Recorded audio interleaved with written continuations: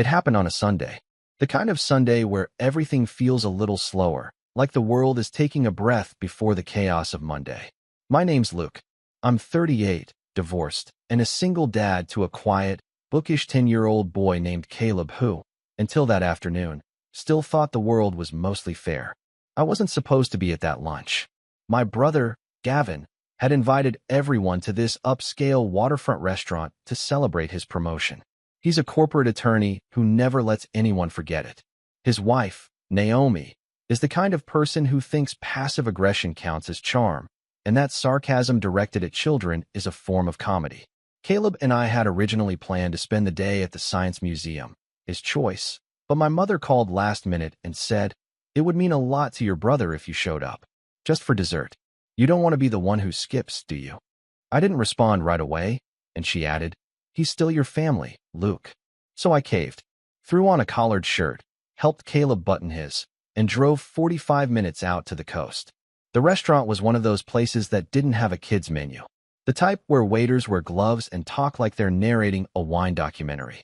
By the time we arrived, the long white linen table was already half covered in half-finished appetizers, and the air smelled like garlic butter and money. Gavin was laughing too loud. Naomi had her sunglasses propped on top of her head like a crown, and their twin boys were sword-fighting with crab legs. My sister, Jenna, sat at the far end looking bored, and my dad was scrolling through his phone like he didn't know anyone here. I nodded to Gavin, gave Naomi a polite smile, and helped Caleb into the seat at the corner of the table, the only spot left. The one that somehow didn't have a plate or silverware. "Hey, you made it," Gavin said, as if I'd just returned from a war, not a museum detour. "Didn't think you'd show." Mom asked. I said simply, sitting down. Naomi didn't look up. "We didn't know if you guys were coming, so we didn't order for you." That was the first twinge. Caleb glanced at me, confused. The table was full of clinking glasses and noisy chewing. No one even made room. A waiter appeared, a tall guy in his 20s with slicked back hair and a too-tight vest. He smiled at me like he was trained to. "Can I bring you a menu, sir?" "Just one," Naomi said, not even looking at him. "The kid already ate, right?" Then she laughed, more to herself than anyone else. "I mean, he's used to going without." That sentence, that throwaway joke, it landed like a brick wrapped in silk. I looked at Caleb. His face didn't fall. It didn't do anything.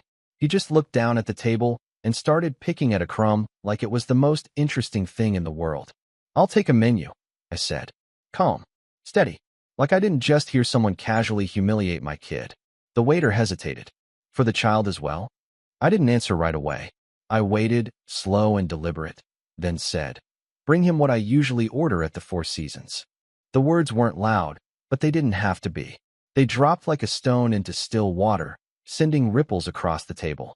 Conversations paused. Forks hovered midair. Gavin raised an eyebrow. Naomi finally looked at me, her lips parting slightly in a half-smirk that didn't know whether to retreat or reload.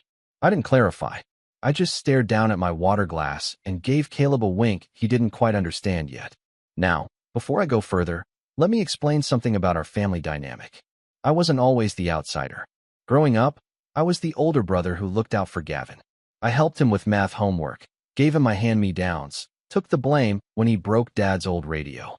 But somewhere along the line, maybe in college, maybe when I turned down the law school route and started my own tech consulting firm, something shifted. Gavin became the golden boy. I became the guy who chose the hard way. That's how Mom phrased it once. "You've always made things harder for yourself, Luke." Thing is, I did fine. More than fine. I just didn't advertise it. I didn't roll up in Teslas or post about my quarterly earnings on Facebook. I worked hard, saved smarter, and put Caleb before everything. I wasn't rich by their standards, but I wasn't struggling either. Still, because I didn't flaunt it, they assumed I was barely getting by. And honestly, I let them think that. It was easier than correcting every offhand comment. Until that lunch. After my comment, the air changed. Naomi shifted in her seat. One of the twins dropped a fork. Gavin cleared his throat and tried to move things along, asking my dad about his golf handicap, like the moment hadn't just cracked something in half. I played along. I let them sit in it, uncomfortably, for a while. The waiter returned with 2 menus and a fresh set of silverware. He handed one to Caleb with a genuine smile and said, Chef specials are on the back, young man. Naomi muttered. He probably can't even pronounce half of it, but her voice lacked its usual confidence. I glanced at my son, who was now scanning the menu like it was a textbook. You want to share a steak? I asked. He nodded. With the sauce thing you like. Béarnaise, I said. Good choice. Gavin watched all this with a furrowed brow. I could almost hear the gears turning. He wasn't used to being the second most confident man at the table. I didn't know you were a Four Seasons kind of guy, he said lightly, eyes still on his wine glass. I'm a lot of things you don't know, I said, not unkindly. He laughed, but it sounded more like a cough. Well, it must be nice. You've always had a taste for flair. That was Gavin's way of trying to put me back in a box. The artsy one. The impulsive one. The one who made things harder for himself. I leaned forward just a little. You know what's nice? Not having to explain myself. That silenced him for a moment. The waiter returned again, this time with bread and olive tapenade. He placed it neatly between Caleb and me. Naomi raised her eyebrows as if to say, we already had that. But she said nothing. My mother finally spoke up from her end of the table, voice sharp and artificial. Let's not make this about money. Gavin worked very hard for this promotion. I nodded. He did. And it's a great restaurant. Just wish everyone felt equally welcome. That line. That was the real beginning. The thing that poked the hive. Gavin didn't like being questioned. Naomi didn't like being checked. And my mother? She didn't like me making things awkward. But the truth is, things had been awkward for years. I just stopped hiding it. That lunch wasn't the start of our family's unraveling, but it was the first time I stopped pulling on the thread. And the thread had a lot left to unravel. I wish I could say that one awkward lunch was the end of it, that we ate, exchanged fake smiles, and all went home. But things with my family don't just stop. They fester. They dig in deep. And after that day, the resentment that had been simmering just below the surface started to boil. Caleb and I finished our steak. The waiter treated him with more respect than half our family did, walking him through the sauces and explaining each dish like he was royalty. Caleb didn't say much, but he smiled. That was enough for me. When the check came, Gavin snatched it like it was a trophy. I've got this, he said, waving it like a flag. I nodded. Thanks. I'll get the next one. Naomi laughed. There's a next one? It was meant as a joke, but not the funny kind. The kind meant to draw blood. I didn't respond. I just looked at her, then at Gavin. Neither could hold my stare for long. Caleb and I left shortly after. As we walked through the parking lot, he tugged my sleeve. Why doesn't Aunt Naomi like us? He asked, eyes too serious for his age. I knelt next to him, hand on his shoulder.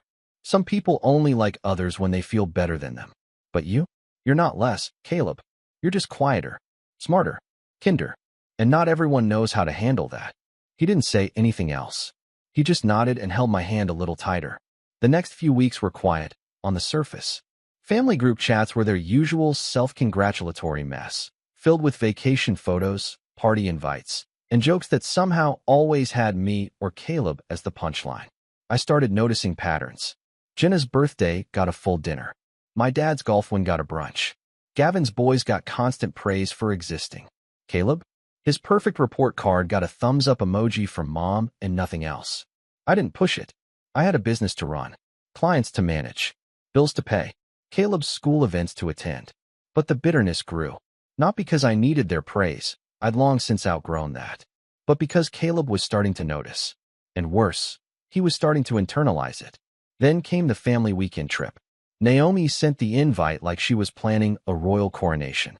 Hey everyone. Gavin booked a beautiful cabin in the mountains, 8 bedrooms, full kitchen, hot tub, the works. It's the perfect spot for a fall getaway. Kids can do a scavenger hunt. Adults can drink wine by the fire. Let's make some memories.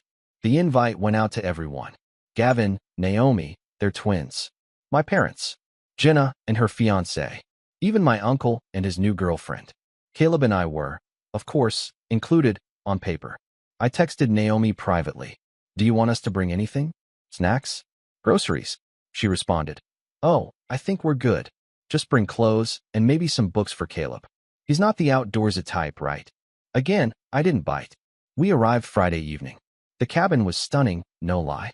Vaulted ceilings, floor-to-ceiling windows with views of the pine forest, leather couches, everything decorated in warm autumn tones.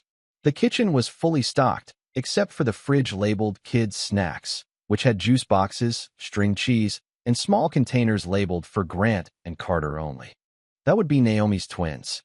Caleb opened the fridge, looked at the labels, then closed it without a word. I caught Naomi watching from across the room. Should we label our own stuff? I asked lightly. She waved a hand. Oh no, we just didn't want the twins fighting over things. I'm sure Caleb's fine with whatever's in the pantry. The pantry had 2 cans of lentils and an expired box of rice cakes. Dinner that night was a grilled seafood spread, salmon, scallops, and lobster tails. Gavin had apparently brought a private cooler of high-end groceries and was now acting like he'd hunted the fish himself. Hope everyone's hungry, he announced, passing out plates. Caleb sat next to me, quiet as usual. I didn't want to make a scene. I didn't want to make him feel like a burden. So I just smiled and leaned over. We'll eat after, I whispered. Let them do their thing. But as the plates made their way around, Naomi made her move. When she got to Caleb, she paused theatrically. Oh shoot, I forgot to ask, does Caleb eat seafood? He does, I said, trying to keep my tone neutral. Well, all this is kind of portioned for the twins and the adults. Maybe he can have a bit of Gavin's. Gavin glanced over, shrugged like it wasn't his problem. Before I could answer, Naomi added, casually, like she was sharing a recipe, he'll be fine. He's used to going without, right? Laughter. Not from everyone. But enough. Something snapped. I looked at Caleb. He didn't react. That was worse. I'll be back in 30, I said, standing up. I drove down the mountain into the nearest town. Found the nicest steakhouse in the area. Ordered takeout, 2 filet mignons, mashed potatoes, asparagus, and cheesecake for dessert. It cost more than I care to admit. Worth every cent. When I walked back into the cabin with the warm bag, Naomi's nose wrinkled like I'd brought roadkill. What's that smell? Dinner, I said. For my son. Gavin raised an eyebrow. You didn't have to do that. I know. I plated it carefully for Caleb. Sat with him while he ate. Everyone else watched, but said nothing. But something changed after that. Subtle at first. The jokes got sharper. More sideways glances. Whispers when I left the room. The twins started mocking Caleb openly. His clothes, his books, his voice. At one point, I found one of them tossing Caleb's sketchpad around like a frisbee. Where'd you get this? A thrift store? One twin sneered. Caleb didn't respond.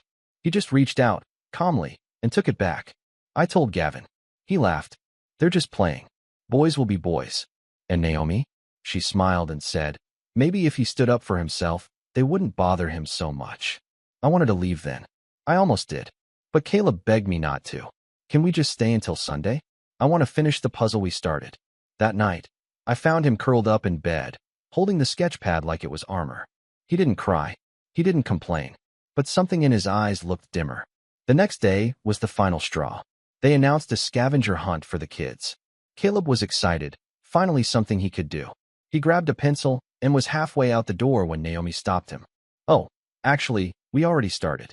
The twins, Grace and Leo, are on teams. It'll be confusing with odd numbers. Caleb looked up at her, blinking. Can't I just go alone? She smiled. That wouldn't be fair. They already have head starts. Maybe next time. I stepped in. Let him go. He doesn't need to win. He just wants to participate. She shrugged. House rules. Caleb turned around without a word. Went to the back deck and sat alone, watching the trees sway in the wind. That's when I walked over to Gavin. We're leaving. He looked up from his beer. You're overreacting. No, I said, voice low. You've mistaken our quiet for weakness. I let things slide. A lot. But that ends now. He smirked, like I was bluffing. So what? You're going to throw a tantrum and storm off? I stared at him for a long second, then said, no, I'm going to make sure you never forget this weekend. And I meant it. I didn't tell Caleb my plan. I just packed our bags, loaded the car, and told him we were heading home early.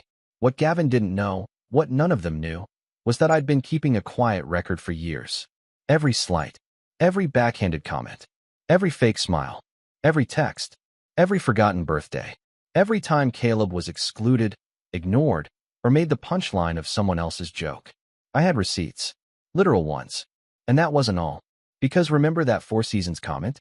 That wasn't a bluff. And soon, they were going to learn just how big of a mistake it was to assume I was still the struggling brother who chose the hard way. Because something else happened first. Something none of them saw coming. Something that shattered the last illusion I had that maybe, this family just didn't know any better.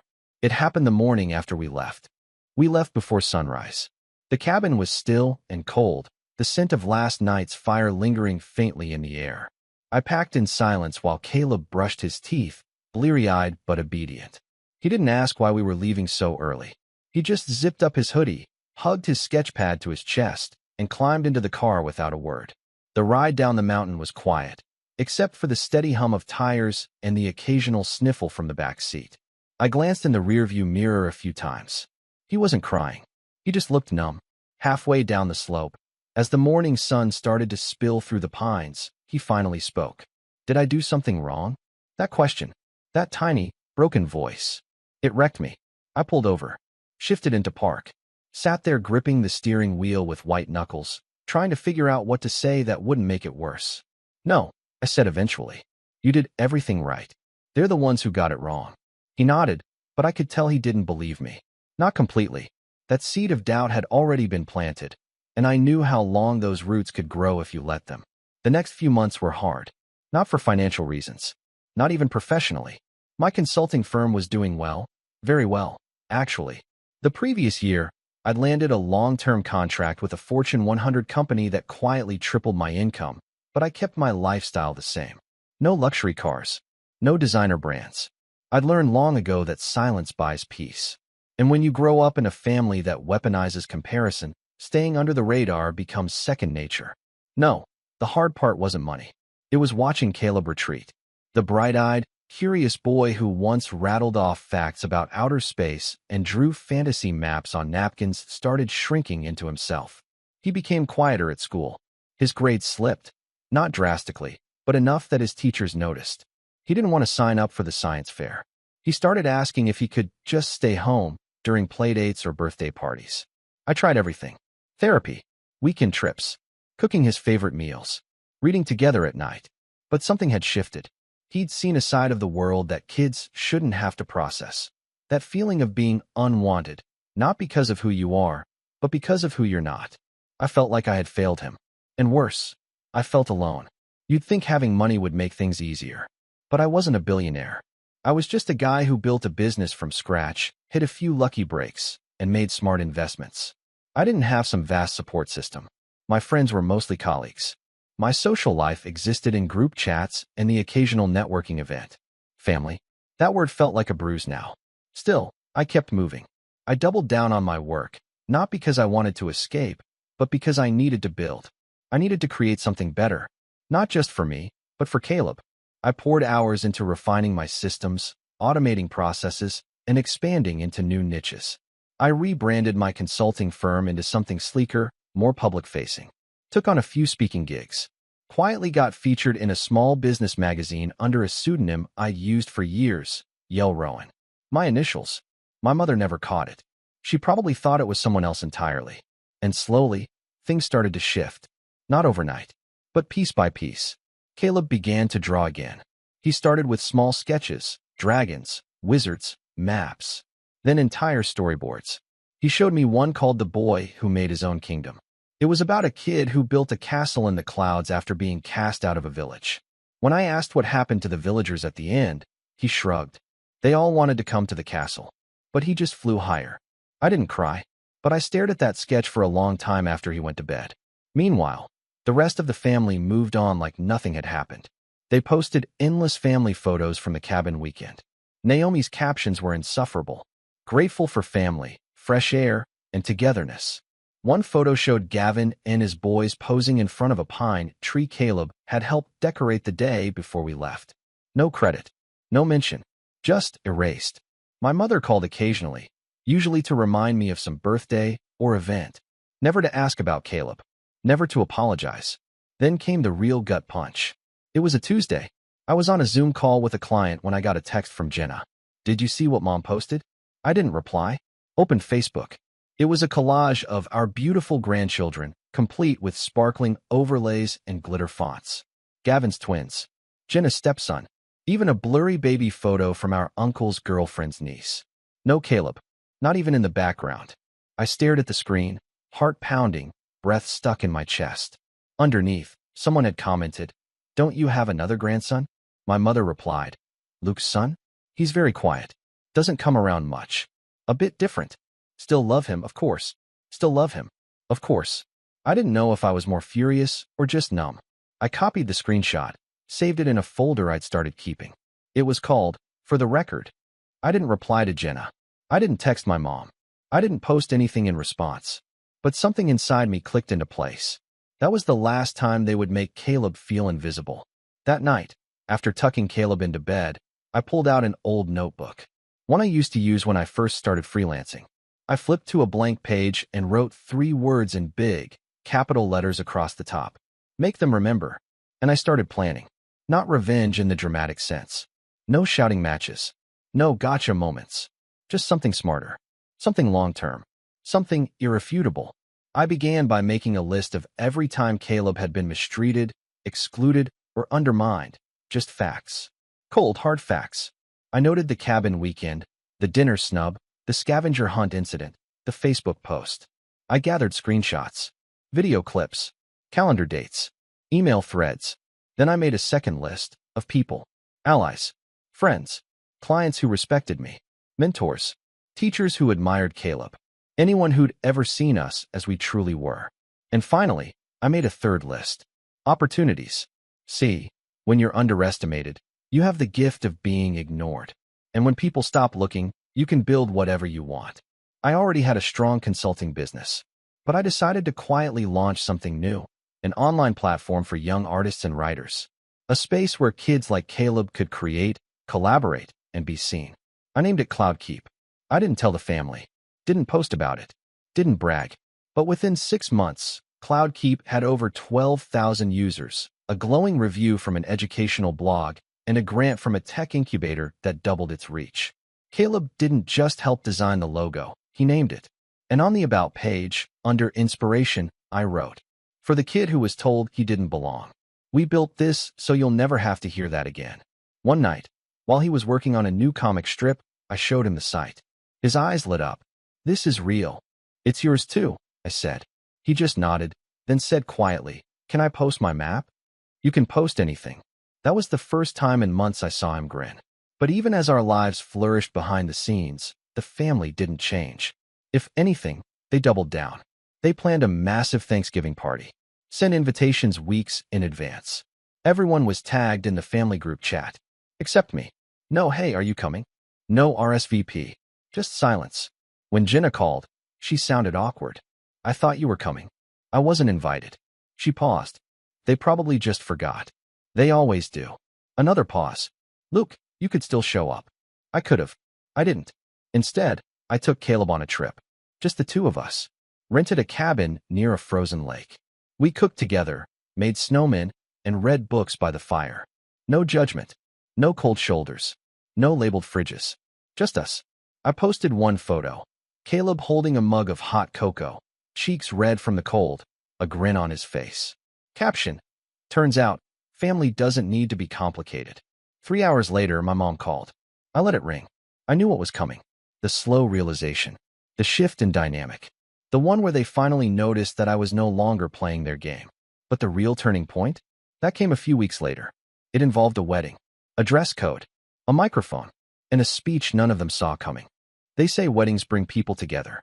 But in my family, they're more like battlegrounds dressed in pastel linens. Jenna was getting married. My younger sister, the one person in our family who occasionally showed a flicker of humanity, had met a decent guy named Tom. He was kind, awkward in a charming way, and, most importantly, he treated Jenna like a human being instead of a project. When she announced their engagement, I sent her a genuine congratulations and a gift card to a local spa. She thanked me immediately. It was one of the few interactions that didn't leave me feeling like I needed a shower afterward. The wedding was scheduled for late spring at some high-end winery estate about 2 hours away. Formal attire, outdoor ceremony, 3-day weekend event.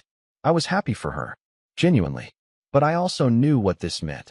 Another round of subtle humiliation from Naomi, Gavin, and my mother. Another opportunity for them to parade their social standing and remind me and my son exactly where we stood on their imagined family ladder. I wasn't going to take it this time. This wasn't going to be a reaction. This was going to be a plan. The final arc of a long game I'd been playing for years without realizing it. The first seed was planted when I got the wedding invitation. It came in a thick cream envelope, gilded at the edges, with cursive script announcing the union of Jenna and Tom. I opened it slowly at the kitchen counter, Caleb eating cereal behind me. The invite listed the weekend itinerary: welcome dinner on Friday, ceremony on Saturday, farewell brunch on Sunday. No mention of roles. No flower girl. No ring bearer. No family speeches. I flipped the card over, expecting to see some kind of "we'd love for you to say a few words" note, especially since I was Jenna's only sibling. Nothing. Fine. I scanned the guest list. Gavin's twins were listed for the ceremony and the dinner. Even their names were printed in a decorative font under the heading Junior Wedding Party. Naomi, of course, was listed as part of the inner circle. My mother was in charge of the seating chart. Of course she was. I texted Jenna. Looks beautiful. Quick question. Was Caleb supposed to be in the ceremony? She replied a few hours later. I wanted him to be. I suggested he do a reading or be ring bearer. But Mom said it might be confusing with the twins already in the lineup. Confusing? She said it'd look unbalanced. Like he was an add-on. I didn't respond. An add-on? That word stuck in my head like a splinter. Later that evening, I pulled out the notebook again. The one with the header, "Make them remember." I flipped past the timelines and incident logs, past the screenshots and calendar notes. This wasn't about documenting anymore. It was time to act. I started with the guest list. You see, weddings, especially expensive winery weddings, require logistics. RSVPs, seating arrangements, meal selections, gifts, and most importantly, donors. Gavin had apparently contributed a generous amount to the wedding fund. Naomi was bragging about it in her book club. My mother had offered to handle all the little things, meaning she'd inserted herself into every decision from the flower arrangements to the playlist. But Jenna? She'd paid for most of it herself. She mentioned in passing, during one of our rare one-on-one calls, that she and Tom had taken out a personal loan to cover the balance. It's worth it, she said. I just want everyone to feel included. I didn't say what I was thinking, because everyone didn't include Caleb. Or me. So I called a friend. Actually, a former client turned friend, Sabrina, a successful wedding planner who owed me a favor after I rebuilt her online booking system for free during COVID. She knew everyone in the local event industry. You got any dirt on the Ridgeview Estate Winery? I asked. She laughed. What kind of dirt are we talking? Vendor issues. Ownership changes. Tax records. Anything. 2 days later, she called me back. So, interesting timing, she said. Ridgeview recently got acquired by a holding company based in Dallas. Very private, very low-key. But I dug a little. Want to guess who owns a 26% share? I blinked. Who? You do. Turns out, one of my angel investments from 3 years ago, back when I was still experimenting with venture funds, had purchased a minority stake in a hospitality group that had just finalized its acquisition of Ridgeview. And thanks to a clause buried in the deal, all shareholders above 20% had access to event policy decisions, usage audits, and special override privileges. I nearly dropped my phone. Can I get access to the guest list? I asked. She paused. You sure you want to go that route? I'm not going to ruin anything, I said. Just adjust the balance. That same night, I emailed Ridgeview's event manager under my corporate account and requested access to the wedding logistics under shareholder rights. Within 24 hours, I had everything. RSVPs, meal selections, seating charts, even the playlist. I stared at it for a long time. Caleb and I were seated at table 12, the furthest table from the ceremony space, next to 2 distant cousins and an old teacher Jenna hadn't seen since grade school. Gavin and Naomi were at table 1, of course, right next to the couple. My mom was giving a toast. Gavin's twins were doing the flower toss and ring delivery. There was no mention of Caleb anywhere else. They didn't forget him. They just excluded him. Deliberately. And they were about to regret it. I didn't change anything. Not yet. First, I needed to be strategic. I reached out to Jenna directly. Need any help with the tech side of the wedding? Live stream? Audio recordings? She replied instantly. Yes. Tom's cousin was going to do it, but dropped out. You'd be saving us. Perfect. I arranged a private AV crew. My crew. People I trusted. They'd handle the stream, the mics, the backup recordings, and I'd get every second of footage. Not to manipulate, not to twist, just to own the narrative for once. Next, I called in another favor, this time from Marcus, an art director I'd met at a local design conference. He was flashy, brilliant, and owed me for hooking him up with a big-name client last year. You said you'd design anything for me, no questions asked. I did. I want a custom tux for my son. High quality, elegant, fit for the cover of GQ Kids. He laughed. What's the occasion? Redemption. Caleb's tux arrived a week before the wedding. Navy blue with black satin lapels, custom embroidery of his initials, and a pocket square that matched mine. When I showed it to him, he froze. This is for me. Only the best, I said. His voice was quiet. But I'm not in the wedding. You don't have to be in it, I said. You just have to walk through it like you belong. Meanwhile, I had my assistant, Mel, the kind of person who could find a birth certificate in under 5 minutes, draft up a few anonymous submissions to wedding blogs highlighting Cloud Keep, citing Caleb's comic series, and how it was gaining traction. We didn't name names, but the story was catchy. Young boy uses art to cope with rejection, ends up building an empire with his dad. It got picked up. A minor tech outlet reposted it. Then a parenting blog. Then, bizarrely, a celebrity chef quote tweeted it saying, "This kid is going places." Naomi shared it on her Instagram story, clearly without realizing who it was. This is adorable. Kids like this give me hope. I nearly choked on my coffee. I didn't correct her. Yet. Because this story wasn't done. I had one more piece to put in place. At the Friday welcome dinner, I planned to keep quiet. Observe. Smile. Let them believe they'd won. Let them overlook me and Caleb, just like always. But on Saturday, when the mics were live and the guests were gathered and my mother stood there beaming in her sequin dress, I had a little speech of my own to give. Not spiteful, not cruel, just the truth. And maybe, just maybe, when it was over, they'd finally understand who Caleb was and who I had become. And neither of us would ever be invisible again. The welcome dinner was exactly what I expected. Carefully staged, dripping with artificial warmth, and designed to make Naomi and Gavin look like royalty. The patio twinkled with fairy lights. A string quartet played something soft in the background. The wine flowed freely, as did the compliments, mostly in Gavin's direction. "Oh, the boys are just so well-mannered, Naomi. You're doing an amazing job. They must be so excited for tomorrow." Ring bearer and flower toss. Naomi beamed, eating up every word. And there was Caleb, sitting quietly at table 7, drawing on the back of a dessert menu with a crayon the waiter had reluctantly found. He didn't complain. He never did. But I watched him out of the corner of my eye, and I saw it. The same tiny, dull flicker I'd seen after the cabin weekend. That flicker of not belonging. And I knew, right then, that tomorrow had to count. The morning of the wedding, Ridgeview was drenched in golden light. Rows of white chairs stretched across a trimmed lawn that overlooked the vineyard. A floral archway framed the altar. The sun hung low and gentle, casting a warm hue across the estate. It was beautiful. Honestly, I arrived with Caleb early, dressed to the nines. He wore the custom tux, hair brushed neatly, a quiet confidence tucked into his posture.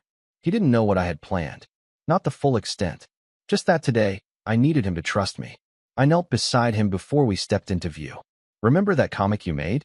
The one about the boy who built his own kingdom?" He nodded. "You're that boy. You always were. And today? This whole vineyard? These people? You walk through them like you own the place." His lip twitched, just slightly. "Do we?" I smiled. "Close enough." Guests began to arrive. Naomi floated from group to group like a campaigner, all air kisses and overloud laughs. Gavin was shaking hands like he was closing a deal. The twins were running through the vineyard with their white satin sashes dragging behind them. Caleb and I took our seats without fanfare. We were placed in the third row, barely an upgrade from our original table 12 dinner position. Naomi noticed us, gave a tight-lipped smile, then turned away. My mother approached a few minutes later, her heels clacking against the stone pathway. "I hope you're not planning to make a scene today, Luke," she whispered. I didn't respond. She adjusted Caleb's boutonniere like she'd earned the right to touch him. "You've always had a flair for the dramatic. Don't ruin your sister's day just because you feel excluded." I looked at her for a long moment. "You excluded him, not me." She scoffed. "That's not true. Don't twist things." Caleb turned away, pretending not to hear. But he did. I knew he did. I reached into my jacket pocket and pulled out a folded piece of paper, placed it into her manicured hand. "What is this?" she asked, confused. "Just read it after the ceremony." It was a printed copy of the blog post, the one Naomi had shared, the one she'd called adorable. Except this one had a small caption at the top, written by Yel Rowan, aka Luke T. My mother frowned but said nothing. The ceremony started. Jenna looked beautiful, radiant, even. Her dress was modest but elegant, her smile real. Tom cried when she walked down the aisle. That part, I'll admit, made me emotional. She deserved this. She deserved happiness. The twins performed their roles with the practiced clumsiness of kids who'd been bribed with cake. Naomi dabbed her eyes like she was watching The Notebook. I waited. My moment came just after the officiant pronounced them husband and wife. They kissed. Applause. Then my cue. The DJ switched to reception music. Guests began to shuffle toward the tables for the dinner portion. I walked toward the sound booth, tapped my AV guy on the shoulder, and whispered, "Mic 2." He nodded. I stepped onto the low stage near the head table and picked up the handheld mic. "Excuse me," I said, projecting calmly. "Sorry to interrupt. I know I'm not officially part of the schedule, but I was asked to help with the audio today, and I just want to say a quick word to the couple." Heads turned. Naomi stiffened. My mother stared at me, unreadable. Jenna looked surprised, but not upset. I began slowly. "Jenna, I'm proud of you. You've grown into someone strong, kind, and full of grace, even when the people around you didn't always make it easy. And Tom, you're a lucky man, but also a good one." "I see that." A murmur of polite agreement. Then I continued. "There's something I've never said out loud. Not to this whole family, anyway. But since we're all here, it feels like the right time." I let that hang. People shifted uncomfortably. Naomi whispered something to Gavin. "I have a son," I said. "His name is Caleb. He's 10. He's brilliant, creative, and stronger than any child should have to be. And for the past several years, I've watched him be overlooked. Not just by strangers, but by this family." Silence now. Not a breath. "Some of you have said things to him, or about him, that you thought he didn't hear. But he did. He always did. And while I could stand here and recount every insult, every snub, every joke at his expense, I won't. Because I've learned that the best revenge isn't about humiliation. It's about recognition." I glanced at Caleb. He's the one who inspired CloudKeep, that art platform for kids that's been featured on 3 national blogs. That's his story. That's his kingdom. And you've all been so busy pretending he didn't belong. You didn't even notice you were sharing Naomi's story about him, praising him, liking it, spreading it. People began checking their phones. Realization dawning like a slow storm. "And here's the thing," I added. "I didn't say any of this to shame you. I said it because it's the last time I ever will." Naomi stood. "This isn't the time or the place." "It's exactly the time," I said, without raising my voice. "Because from now on, Caleb and I won't be the afterthoughts. We won't be the ones you reach out to when you need a second plate filled or a back row occupied." I looked at Jenna, who was tearing up. "This is your day, and I'll remember it as the day my son stood beside me, not behind me. And that's what matters." I handed the mic back. Walked off stage. Naomi's mouth was open like she wanted to scream, but couldn't find a word. Gavin looked pale. My mother sat frozen, the printout still in her hand. And Caleb? He stood, walked calmly to my side, took my hand, and together, we left. The fallout was immediate. Naomi tried to spin it. She posted a long-winded caption a few days later about families having differences, but still loving each other. Comments were limited. Gavin said nothing. My mother emailed me a week later saying she wished I'd handled things privately. "But Jenna?" She called me. "You were right," she said. "I should have fought harder. For Caleb. For you. I'm sorry. That was enough." A month later, I got a letter in the mail. It was from Ridgeview's board. Apparently, Naomi had filed a complaint trying to get me barred from future events as a disruptive guest. The board reviewed the footage and revoked her hosting privileges instead. Turns out, minority ownership does have its perks. She won't be hosting another wine-tasting baby shower there anytime soon. Caleb kept drawing. And this time, his stories were different. The kingdoms were brighter. The villains were defeated. And the boy? The boy stood tall. They never saw us coming. But we've always been here.